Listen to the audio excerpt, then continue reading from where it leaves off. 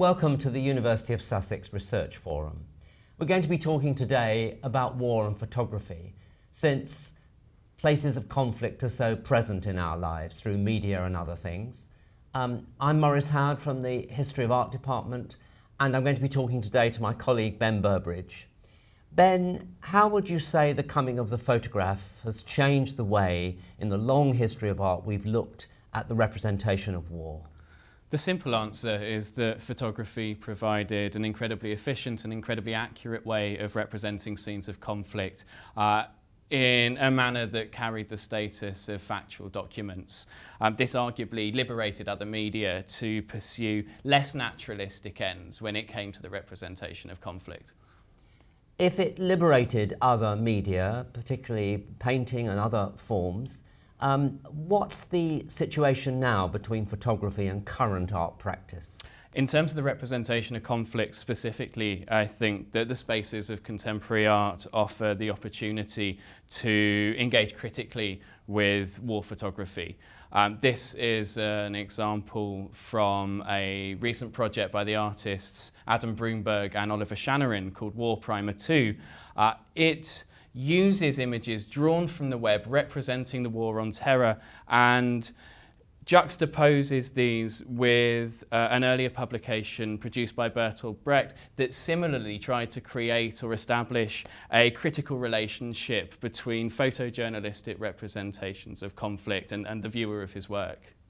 Would I be right in saying that the photograph is a particularly instantaneous way of representing war? I think the issue of instantaneity has particular currency at the moment if one thinks about the speed and the ease with which images can make it from a digital device and onto the internet. This is part of a wider culture of kind of rapid acceleration and kind of consumption of images. If one thinks about rolling 24-hour broadcasts, shown in real time. The potential consequence of this is arguably rather worrying in that we are presented with a stream of effects, a stream of incidents that arguably closes out the space for a critical understanding of cause. I see.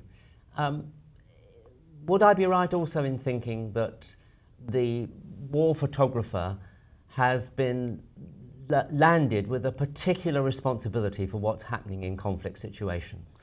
Absolutely. I mean, there's a long tradition of considering war photographers as these kind of heroic characters who enter these very dangerous situations to come back with images that shape our kind of collective understanding and mould popular opinion.